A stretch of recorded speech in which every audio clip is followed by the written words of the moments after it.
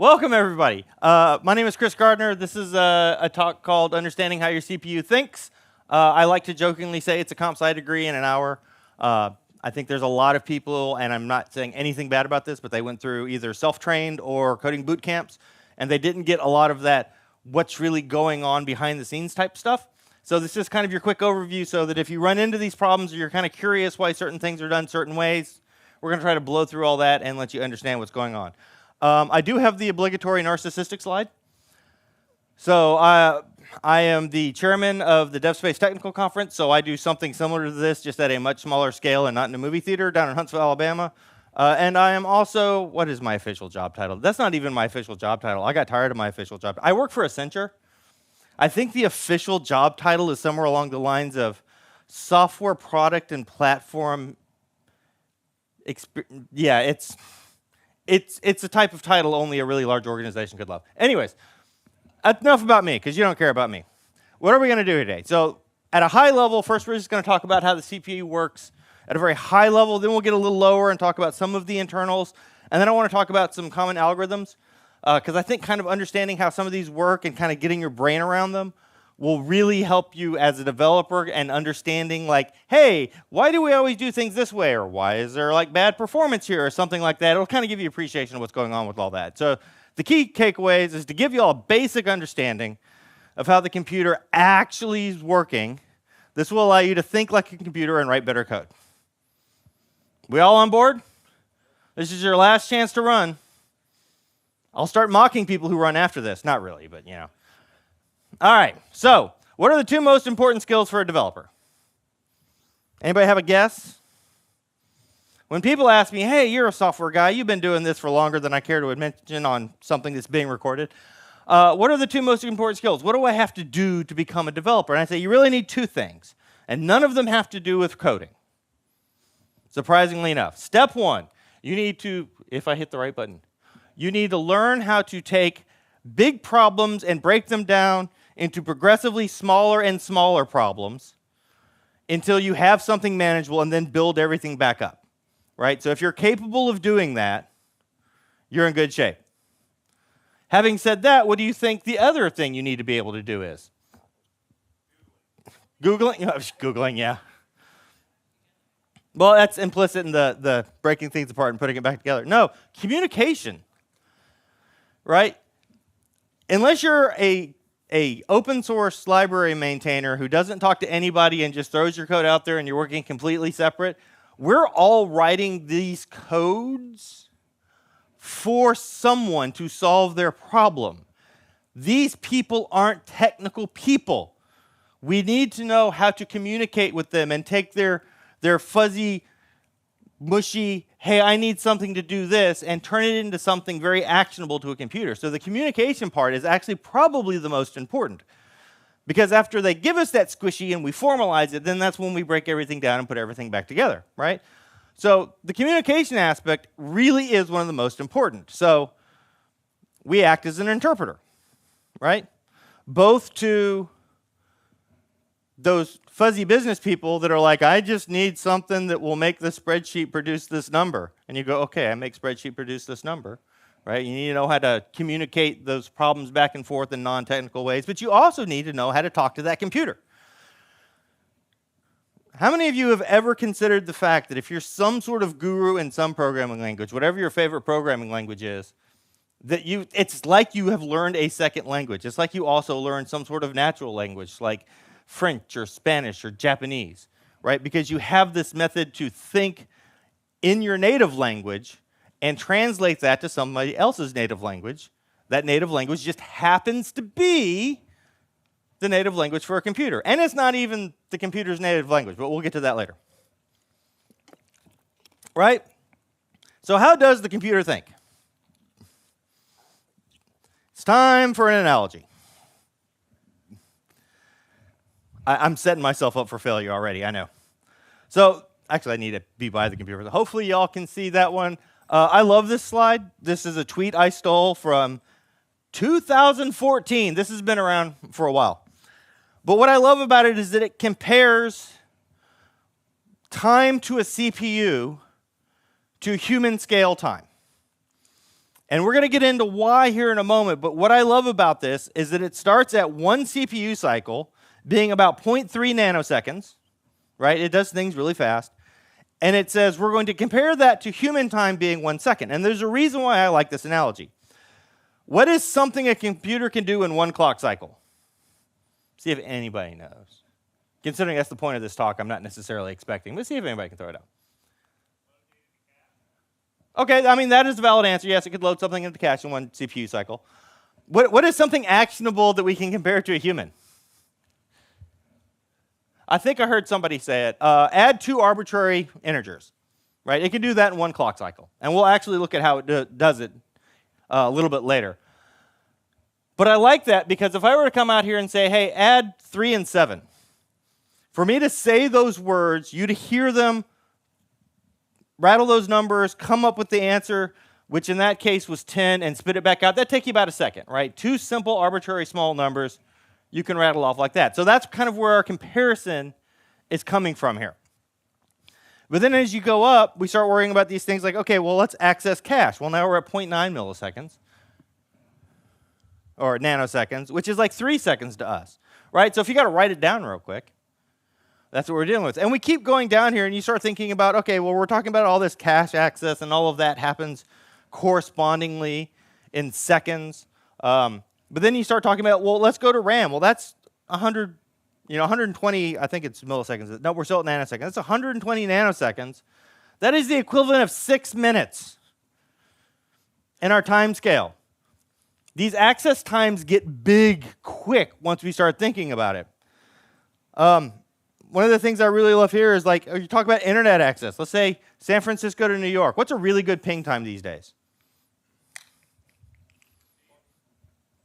20, 15 if you're gaming. Really, I would be happy with, and the analogy they use here is 40 milliseconds. If you get a 40 millisecond ping, you're in good shape, right?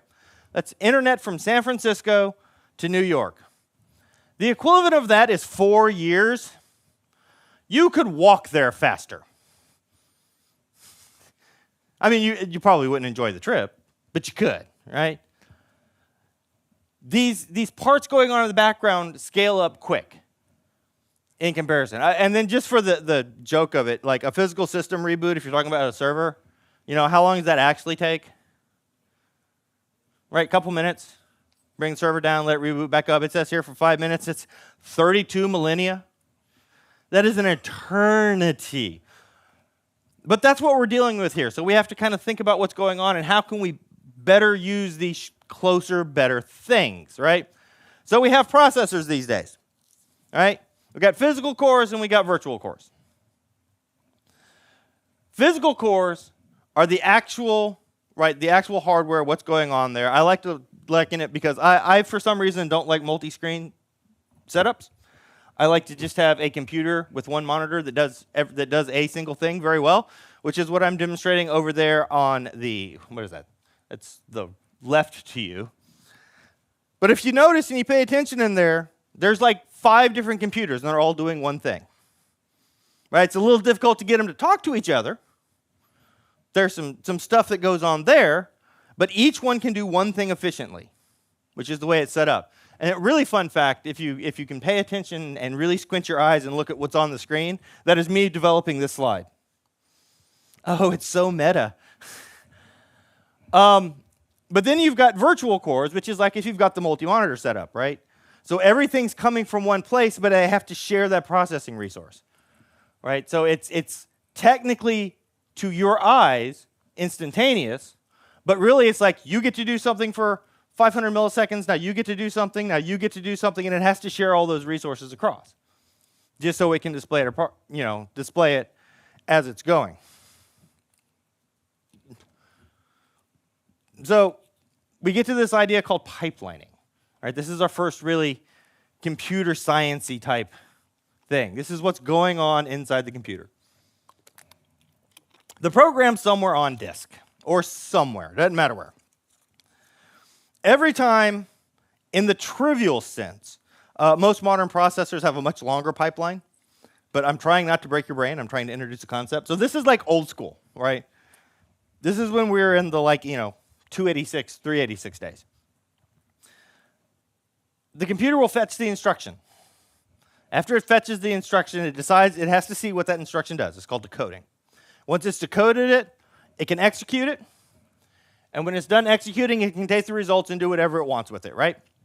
So every time your computer ran a step, it would go get the instruction, figure out what it is, do it, write the result, go get another one. Some genius at Intel, at some point in time, figured out, well, what if we have these 4 steps? What if we can be working on executing the next instruction while we're still dealing with the previous instruction? So what really ends up happening is that it fetches an instruction, passes it off to something that is going to decode it. While that's happening, it's already grabbing the next instruction and hoping it gets it right. That passes off to actually get executed, so now it can prepare the one it just got while we're fetching the one after that. So it basically 4 times the speed by doing that. The problem with doing that is what happens when it's wrong. So how can it be wrong? Anybody got a good guess? Branching. Jump statements. Going in and out of stuff, because it's saying I need the next instruction. But if suddenly the next instruction isn't the next instruction, that whole pipeline crashes and it's got to re-go through. Modern processors are really good at kind of saying, oh wait, this thing is a jump instruction or has a branch, so maybe I need to get both nearby and be ready. So, there's a much more complicated system, but that's what's going on. And it's the same thing you do when you get to work, right? You're working on a ticket. Hey, I got this ticket. Hey, while I'm working on this ticket, it's on this branch, so I'm going to go tell Git to check out this branch. While that's checking out, you're going to start downloading the data set so you can work on it, make sure everything's working. While all that's going on, you can then kind of read and start to process into the ticket, and you're kind of got all these steps going on in the background. And yes, you may grab a branch and then realize after you read the ticket, how many of us, we all leap before we look, right? Yeah. That you may have to, oh, I actually need a different branch. Oh, I grabbed the wrong data set because there's a very particular way to replicate this, all this. But it's the same thing you're doing that way, right? So the way all this comes together is by using things, registers, caches, RAM, and storage. You've all heard about these. We kind of talked about them when I had the timing slide up. Registers are the actual pieces of memory that are on the CPU. You don't have many of them. If you're not doing some sort of low-level programming, you have no way to touch them, right? They're just way down there hiding. There's some that have specific purposes, but for the most part, registers are where it's actually holding the values to perform the operation, right? And then you have caches. Depending on the cache, they're either on the CPU or not. They're not necessarily always on. But most computers will have like 3 levels of it. They'll have a very small fast right near, that's where it's grabbing that next instruction from, so that everything can work quickly. It's got a small section of your code. Then next to it, there's the level 2 cache, which has a little more, but it's what it uses to fill the level 1 cache when you get to the end of it. And then there's a level 3. And the reason why we do that is because if you have to get to RAM, it takes a really long time. And if you have to go to the hard disk, just give it up, right? Just put up the hourglass, let it wait. These things happen, right? So that's what's going on. So how can you conceptually think about all of this? Let's talk about Visual Studio for a second. It doesn't matter if you use Visual Studio or not. But if you want to talk about the registers in the CPU, right? That's kind of like the area of code you're looking at. It's right there. You can immediately do stuff with it. Loaded, ready to go, make changes, read things. It's there. Now, what happens when you realize what you need is actually not on the screen right now? You go to the level 1 cache. And you scroll to wherever the actual piece of code is. Cool. All right, we still haven't found it. Now what do? Well, we go to our level 2 cache, which is the files we already have open. They're in memory, they're ready to go. We just have to go grab them, and they're holding that that place where we wanted them to be, hopefully. Still haven't found what we need. Well, we go to our level 3 cache, where, hey, we've got files that we can get to quickly. They're not going to load quite as fast because we don't have them in memory. They're farther away, but we can get at them. So far, so good. We've got registers. We've got caches. What's next? Everybody's asleep. Woohoo! Nope. Next, we got RAM, right? These are your programs that are already open down there. Right? You can get to them really fast. They're nearby, but there will be the operating system has to go in there and say, hey, we got to wake this thing up so you can go look at what we're doing. All of that's good. And then if you have to go to the hard disk, those are all those programs you haven't opened yet. So you've actually got to burn the time to actually start the process, get the program running, get it in memory. And if we really wanted to be obscure, if you had to go find it in the start menu, that's when you're hitting the internet. But that's kind of how, this idea of locality and getting pieces work together. We all on board so far? Any questions up to this point? No? Good, because now we're going to go a little deeper. Everybody get the reference? That's the leap of faith from Assassin's Creed. You're hoping there's something to land on down there. All right. So how do things work inside the PC? What is its unit of doing, let's say?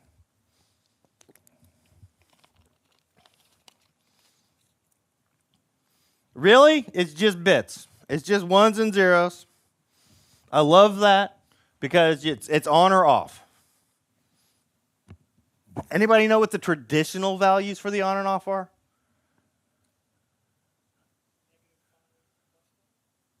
+5 is correct. On is +5. It's actually not anymore. I'll loop back to that in a second. But traditionally, it's 5 volts. Off is, of course, 0 volts. Right? And there's actually tolerances. It was actually anything under 1.3 volts was considered off. And anything between 3.7 and 6.3 volts was considered on. And then if you get a weird crash, that's because it found a voltage level that was between that and it didn't know what to do. The problem is that as computers got really fast and they started doing a lot of things, that's a lot of energy going through there. So modern processors, the energy efficient ones, they've actually shrunk those voltage levels as the hardware and the silicon and whatnot got better, and so they can use lower levels, which is how they can efficiently do programming. But yeah, traditional TTL logic, 0 and 5 volts. That's all you're working with. So when you write this, which is my favorite piece of code ever, anybody know why?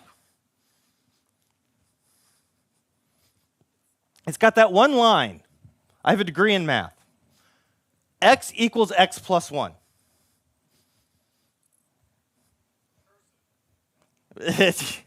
You're starting to get there. We like to call it the fundamental lie of computer science. Right, because mathematically speaking, that is never true. I was teaching beginning C programming at a college. That was the very first slide I presented. I said, if this makes you squirm, there's still time to drop this class, because we're only going downhill from here. Right? We understand that's assignment, but that equal sign to most people, they're like, X can never equal X plus 1. How are you doing that? This is magic. Anyways, you write that. The fundamental lie of computer science. What does the computer do with it next? You hit compile. What does it go to? It goes to something like that, right? What is that?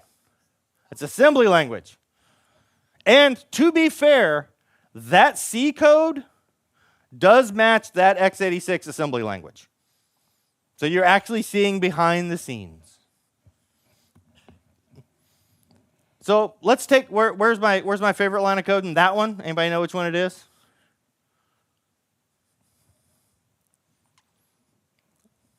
I'll give you a hint. It's the one that says add. Right? That's saying add the D word, so double word. That much. That's being pointed to in that memory. And RBP is one of those registers. So it's saying RBP minus 4, and add the value 1 to it. People used to do this. I mean, how many of you played games on like a Nintendo Entertainment System or Super Nintendo or like way back in the day gaming? All of those are built in assembly. Go back and look at historical, and one of the reasons the Sony PlayStation got as big as it did was because they came up with a way where programmers could use C and everybody rejoiced. So that's what the compiler writes, but that's not actually what the computer's using. What do you think the computer's using? Something that looks like that. And yes, that is the actual machine code for that highlighted expression. Y'all can read that, right? You know exactly what's going on? You see the individual pieces? Everything's good? Right, exactly. Well, let's break this down. Let's make this not so complex, right? Okay, this is what's going on, right? The memory sees that. Somebody said it earlier. There's this thing called an opcode, which is one of those first few pieces at the beginning says, hey, for this instruction, this is what I'm going to do, right? I need you to add. Based on that, the computer then goes, okay, I know if I am getting an add command, I'm going to expect this parameter and this parameter. So then it reads off the next couple pieces until it has those parameters. Figures out what to do with those parameters, performs the action, does the result. In the computer, all the result of all adds go into a special register called the accumulator, which is, if we go back to, where is it? Go back to there. That's what that movie AX is. That's saying move from the accumulator to get the answer. Anyways, so that's what's going on. This is not as foreign as you think because you have all dealt with this. I promise. How do I know you've all dealt with this? I'm not saying you've written one, but I'm saying you've dealt with it. What is this a whole lot like? No guesses? It's a whole lot like command line parameters, right? So you're typing in the command line. That the name of the program is like that opcode. It's like, hey, here's the operation I need you to do. It's the name of the program. While we're there, here are some special parameters that I need you to add in. So it loops through all those parameters. It grabs the switch, which is also kind of like an opcode, but it's also like a parameter marker. It sees what it needs. That little, dash O. Oh, I need to grab the next parameter because that's going to be my output. So it knows what to do with that. And it loops through it all until it has all the pieces and it's processed everything. And if these mismatch, if they're things it's looking for, works, doesn't work, we're all good, right? But that's all that's going on. So if we've got all these 0, 1s, now we actually have to perform operations, right?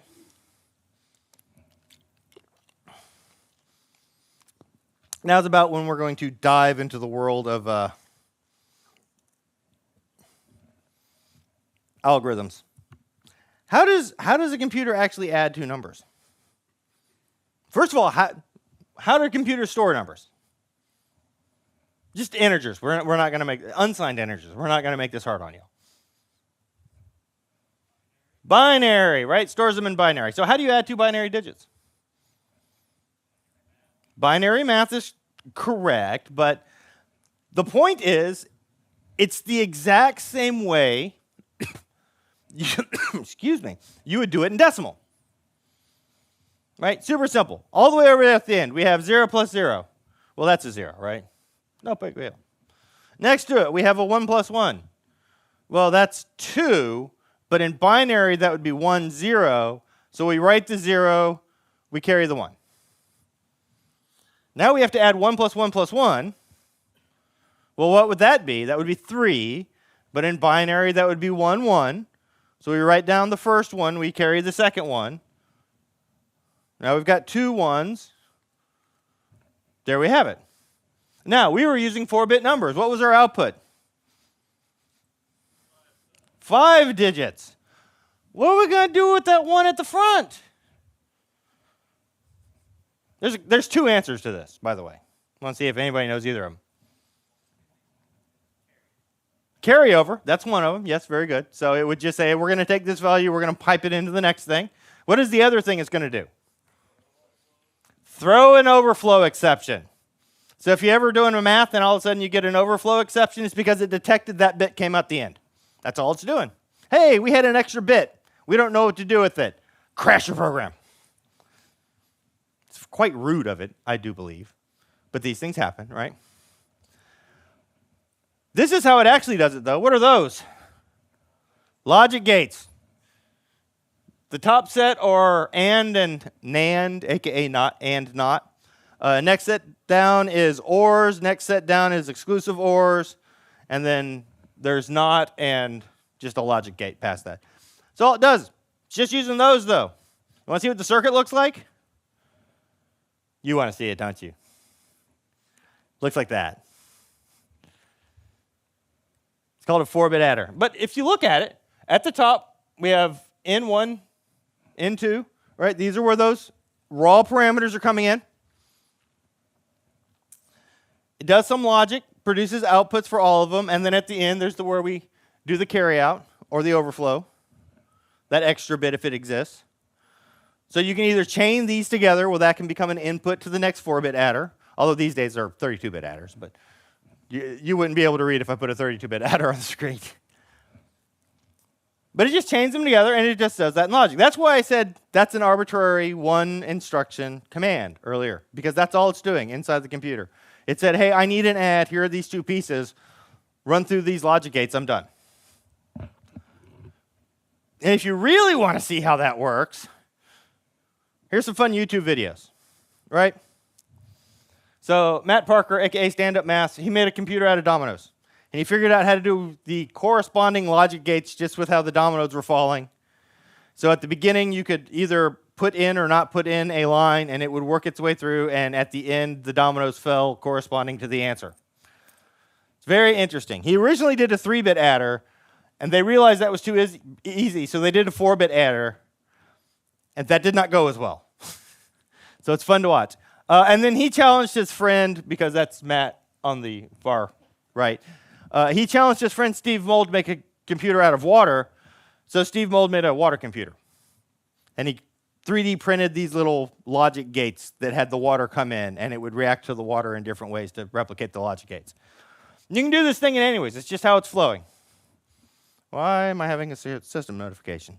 Because I forgot to put on no notification mode. Let this be a warning to all of you. Even we do silly things. Okay.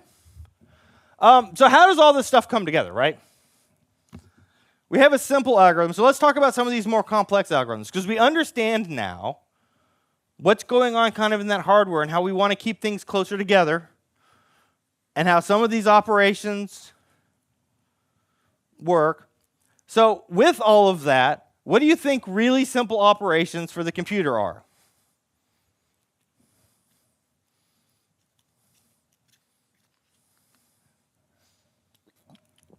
Subtract is one, but that's because we cheat. Multiplier divide by 2 is correct, because what is that operation actually called? It's called shifting. It's where you just take all of the bits and shift them over. Yeah, I mean, moving a register to another is a good one. I'm trying to get to actual operations, and there's a reason why. But I'm glad you mentioned the shift operators. You get a gold star. I don't have a gold star. Here. There it is. Okay. Because how do we think? Not in binary, but in decimal. So what is really easy for us to do when it comes to multiplying and dividing? Powers of 10, because all we have to do is add a 0 or rip off the last number. Right? Same thing for computers. The problem comes in is how do you do some of these algorithms if you're like, how do you multiply if it's not a power of 2? So, fun fact, because I hate myself, years and years and years ago, and the project still exists, and you're going to see F# code here in a moment, but that's fine. I embarked on this journey saying, why do we have all these arbitrary size limits in our math libraries? Like 32-bit, 60. Why can't we have an unlimited size? And so I went to create a math library where you have numerical values that are completely unbounded, unlimited, everything. And I got it working. It's on GitHub. If you love F#, you'll love it. If you hate F#, it won't make any sense to you. But it's there. So I had to think about some of these algorithms. And I had to go deep and see how they worked. And that's almost where this talk came from. It's like learning what's actually going down at that micro instruction level. So how do you think a computer multiplies two numbers together? What? You can do repeated addition. I thought about that. What if I've got a number and the number I have to, I'm multiplying some number by some number, and let's say these numbers are the scale of 2048-bit numbers because they're like the key for an SSL. That's a lot of repeated additions, right? If I'm adding this number 32 billion times. It's not very efficient, right? Even with the efficient operation, I still have to do it 32 billion times. So how can we do it better? Sometimes with this one, it's kind of funny. Fall back to what you learned in 3rd grade. How do you multiply two numbers together? By hand in decimal. Set them next to each other, multiply this number by the big one, go to the next one over, offset, and then add those pieces together. How can we make a computer do this really nicely? Because remember, what are our optimal operations? Adding, subtracting, because we cheat. I'll explain why we cheat here in a minute. And shift, multiply by 2, divide by 2. So what if I take the two numbers and I keep a counter and I say, is this first number a 1? Yes. Cool. Copy it into just an array we're keeping. Right? Copy the result down. Is it a 0? No. After that, I shift the one number to the left, I shift the other one to the right. I then check again. And I keep doing this until the top one becomes a 0. So I know there's no more things I'm doing. And now I've created this long list of things that's very short to add together that's at the bit level. So now I only care about the number of bits that were actually flipped. You want to see what it looks like? Where is the multiply? I think they're hiding at the top. I had to do some strange things to make it .NET compatible. That's why some of this stuff looks weird.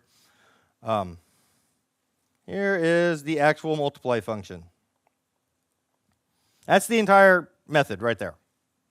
All right. We call a magic function with the right much value and pass in 0, and then we sum the list that comes out. Now, how did we get there? That magic value. You get a value, and you get the number of bits to shift. It's a recursive function. Once we get to 0, we're done. Leave to add everything up.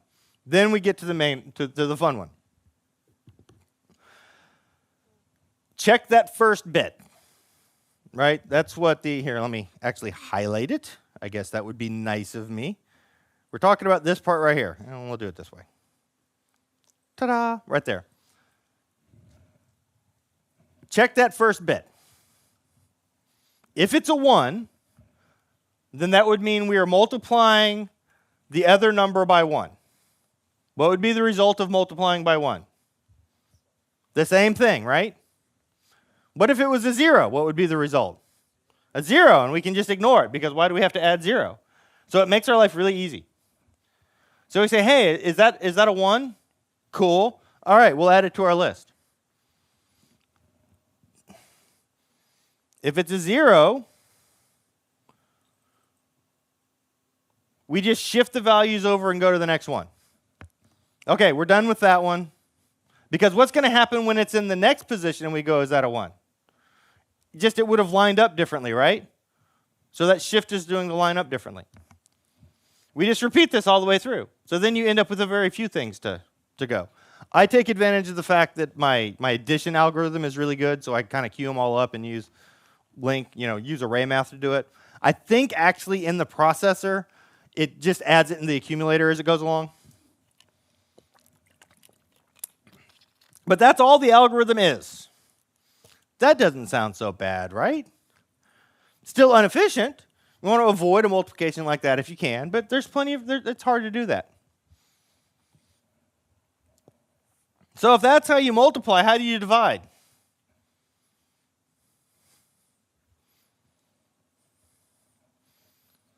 Oh, this one made my brain break. One, you will notice before I open it, I do both division and modulo at the same time. I actually created a new operator for it. I'm surprised it doesn't exist. So instead of slash or percent, I have slash percent, and it just gives you a tuple with both. Because I discovered you can't produce one without the other, so why not tie it together? And then my actual operators for divide and modulo just call that thing and then throw away the other result. We cheat. Oh, should I say how the subtraction works with its cheating? I guess I never got to that. The way binary numbers are written for negative is using a system called 2's complement, or 2's complement, where you flip all the bits and then add 1 to it, and that magically produces the negative number. And the reason why they do that is because if you have a negative number in that system and then you just add it, it ends up becoming a subtract. That's how we cheat. I don't do that in this part. So my math library, my first part was I wanted to create a natural, what I call a natural number. That's why this class is called natural, which is 0 to as big as you want to go. And that's why I'm using this for the example, because it's easier to wrap your head around. And then I do other tricks that I build on this when I start doing all integers, rational numbers, real numbers, floating point numbers.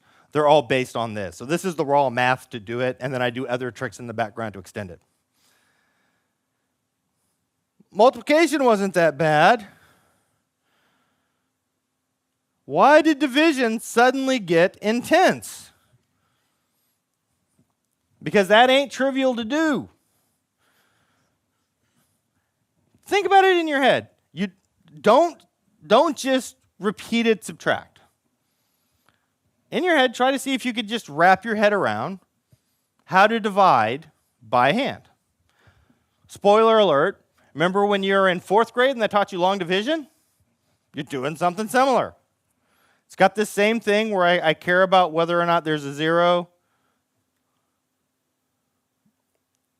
or not in that first digit, and I do things, and there's bit shifting and saying, hey, as soon as I find something that's part of it, I can subtract this much out of the original number, and you kind of repeatedly do it down, and at the end, they both just kind of pop out, right?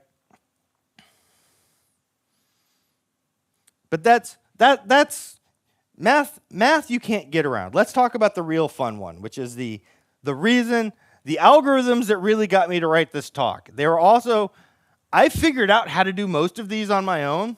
It took a while, but I figured it out and then went and looked it up and verified that I was doing the right thing. There was one algorithm I ended up having to look up. Could not figure it out. Even when I had already figured out its paired algorithm. What do I mean by paired algorithm? Basically how to undo it, yeah. So multiply, divide, those are paired algorithms. Addition, subtraction, etc. So let's talk about the easy one first that I kind of figured out and then looked up and actually found there was a slightly better way to do it, but I did it, which is we're talking about numbers. What do we want to do with numbers a lot? Besides the math stuff. You got to tell people about them, right? So there's times when I have to do it, turn it into a string so I can display it on the screen. So toString. How do you take a binary number and turn it into a decimal number that's a string that you can put on the screen? It's so devilishly simple, you'll hate yourself once I tell you. No guesses? How many of you know, because it's the same algorithm, how to change the base of a number? So how do you convert something from binary to octal, octal to hexadecimal, hexadecimal to do any of you know the algorithm for that? This is really a comp sci type thing, because most people don't have to transfer things by hand to other bases, but nobody? Cool. Didn't think so. I just wanted to see if anybody would run into it. What if I told you have this big number and you divide it by 10 and out pops out the lowest digit? And you keep track of that and you convert it into an ASCII character, and then you do it again and out pops the next digit. And you keep repeating until the number's gone. You would eventually have come up with that, right? Why is everybody laughing at me when I say that? So here's my generic 2-string.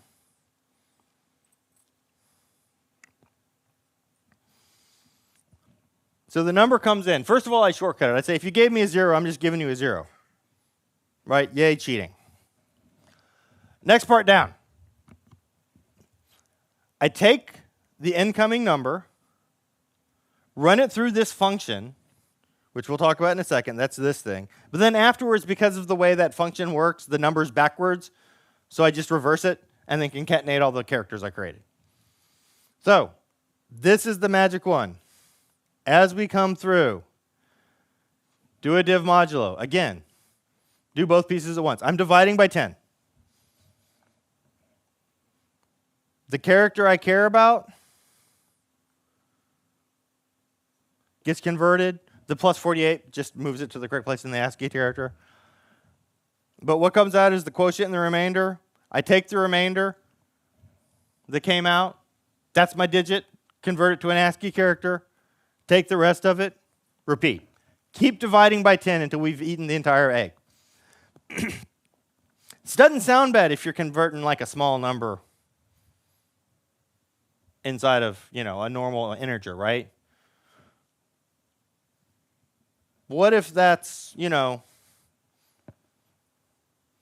first 10,000 digits of pi? That's a lot of divisions. What if I were to put that algorithm inside of a loop? And so I end up doing that every time in a loop. See where I'm getting at? Knowing how some of these algorithms work kind of gets important. How much efficiency you can gain just because it's like, oh, I need to convert this to a string. Maybe it's a good idea to create the string and use the string and not just use inline string interpolation to calculate it every time, because it's really inefficient. Simple things like that, because we decided to say, hey, how are these algorithms working behind the scene? There's a way to measure algorithms. It's called big O notation,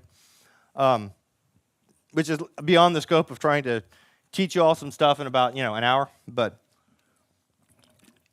I'm more than happy to talk about this stuff after the fact. So if that was the easy one, what do you think the hard one is? Parse. Yes. Parse broke my brain. Parse was the first algorithm as I was working on this that I eventually gave up and had a look to see how it was done. Where are you hiding? Here is parse. It looks surprisingly simple, doesn't it? Same idea. I get the character array that came in. Reverse it, because it makes life easier. Take all of those individual characters, because I turn the string into a character array, and turn them back into the base numbers, so 0 through 10, those digits. And they end up actually being in binary, but we don't care about that right now. Then I go through, and this is the fun, and then I turn them into my internal natural representation, because the ones that at the end will be exceedingly huge, and I need to make sure that they're in something that can fit. Here comes the fun part. And yes, I'm working on making a better power function, but that's beside the point. I then take all of those digits and multiply them by their placeholder. So if it is the 1,000th digit, I multiply it by 10 to the 1,000 to get it in its correct place, so to speak. And then when you're done, you add them all up. Yeah, that's the best, most efficient way to do this. That's super inefficient, right? even if you had a good way to like cache those powers of 10, which maybe you have if you're dealing with like a byte, right? Where the highest you can be is in the hundreds place. Not that bad. But if you're dealing with a huge number, large number of multiplications. Multiplications have divisions hiding in them. All sorts of stuff like that. That is a super inefficient thing. How many of you have just taken something and parsed it more than once, either in a loop or because, hey, it's there and I didn't cache the value and I did it again later because I needed it, and silly things like that, not realizing that that's the kind of inefficient thing that happens. It's okay. We all did until we knew better. What are some other fun algorithms y'all are curious about real quick? Because I'm technically at the end, but we still got another 15 minutes left. I have no problem letting y'all go a little early to get a head start on the lunch line. But I want to make sure if y'all have questions about specific parts, like within the computer or within algorithms or whatnot, you have a little bit of time to ask. So y'all have anything?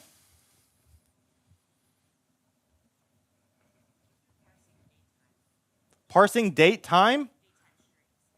Parsing date time strings. Well, first you cry. And the problem, so first of all, let's back down to this. Inside the computer, how do you think it holds a date time? Epoch is correct, but can you be a little more specific for people who don't know what an epoch is? Yes, the Unix epoch.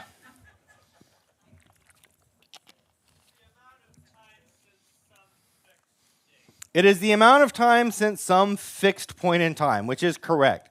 There's the Unix epoch, which I believe is 1990.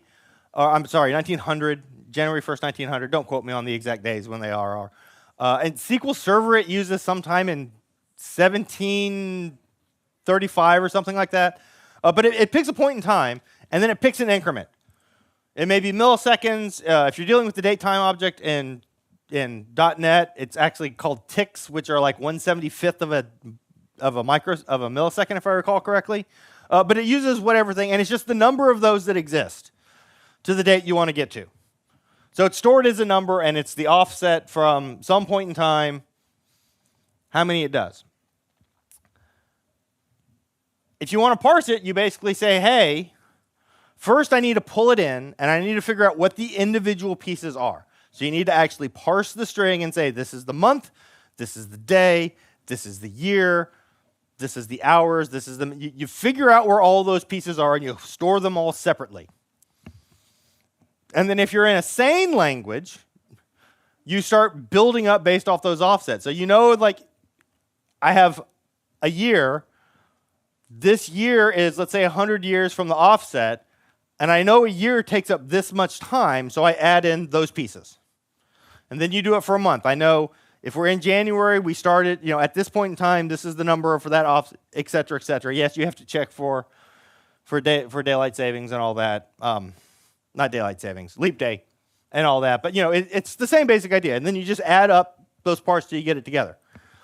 And it's the reverse when you do displaying it. It takes the big number, it pulls out the large chunks, and then it displays it how you ask. Sane languages will actually check things for you to make sure you're not being crazy. Anybody curious why I keep saying sane languages? JavaScript. JavaScript. You want to have some fun with JavaScript? We were testing something once. I quit doing string processing or date processing in JavaScript after this. Literally, we would send it to the server. I would do it in C#. We were testing something. We were like, okay, how is this thing going to work if we're in a leap day? Okay, well, what if I say I need it to be February 29th, but it's not a leap year? What do you think JavaScript does? It says that's fine. And then when you print it back out, it says it's March 1st. Okay, I can buy that. We're on an edge case. So then I said, what about if we are talking about, let's say, February 35th? What do you think JavaScript said? Cool, March 6th. Yeah, you got it. And that's when I quit doing string processing or date processing in JavaScript. But it's because it's doing the same thing. A day has this much of an offset, a year has this much of an offset, and it just puts it together. And then it ends up being magically transformed back out when it does the parse, because it doesn't bother to check that the date was valid to begin with. Anyways, any other questions? That is a good question, because...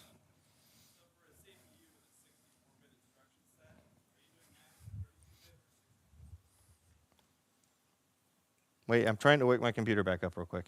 Haha. So what was that? Sorry.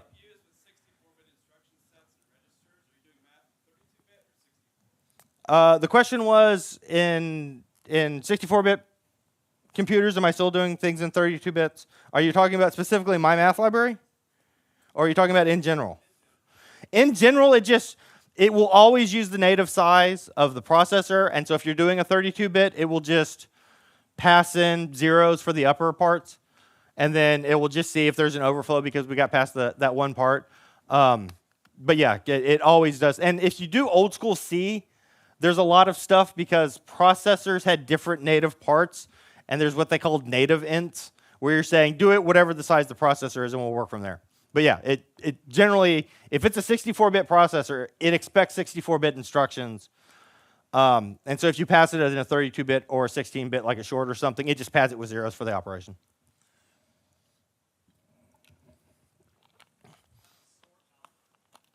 A sort algorithm. Oh boy, yeah, that's an entire class on its own. Fun fact, I have a master's in computer science. Guess what class broke me? Algorithms. Graduate level algorithms. There are a lot of different ways to do sorts. You can do sorts really easily that are very inefficient, especially at scale. And then you can do sorts that are based on black magic and voodoo and are lightning fast. And then you can do sorts that use the best of both worlds and kind of do some pre-analysis. If you were to write your own sort, I almost wanted to create a contest one day where I was like, I want to see people write the worst sorting algorithm that actually terminates in some sort of, polynomial time. Because I figured out if people could figure out a really bad way to do it, they would appreciate what's going on.